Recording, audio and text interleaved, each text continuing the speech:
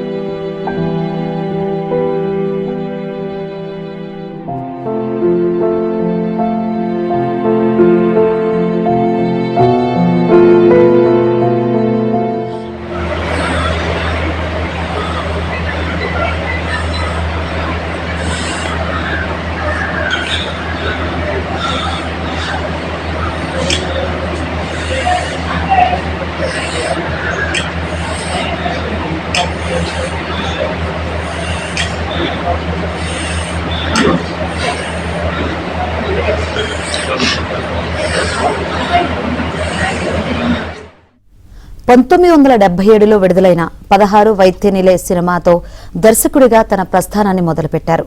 దర్శకుడు, నటుడు, నిర్మాతగా భారతీరాజా తనకంటూ ఓ మంచి గుర్తింపు తెచ్చుకున్నారు. కొత్త జీవితాలు సినిమాతో టాలీవుడ్ లోకి ఎంట్రీ ఇచ్చారు.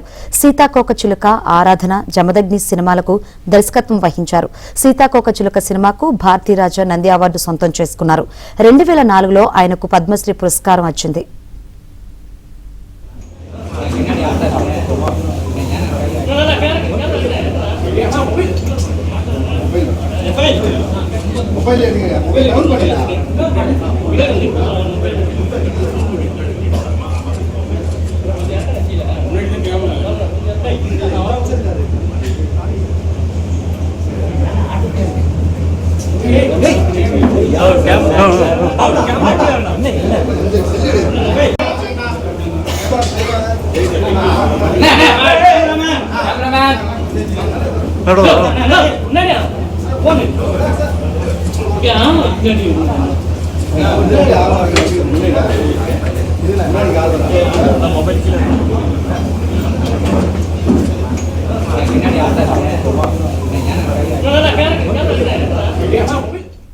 దాదాపు 4 దశాబ్దాల పాటు 40కి పైగా చిత్రాలకు దర్శకత్వం వహించి భారతీయ సినీ చరిత్రలో తనకంటూ ప్రత్యేక స్థానం సంపాదించుకున్నారు.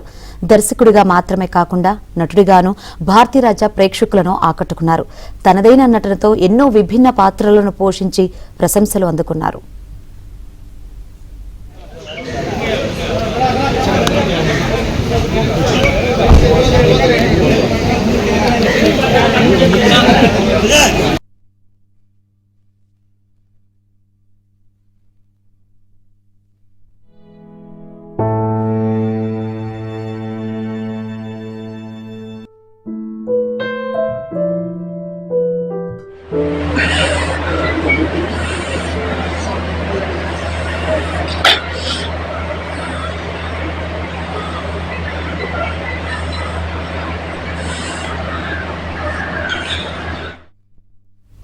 గతేడాది భారతీరాజా కుమారుడు, నటుడు మనోజ్ భారతీరాజా గుండెపోటుతో మృతి చెందారు.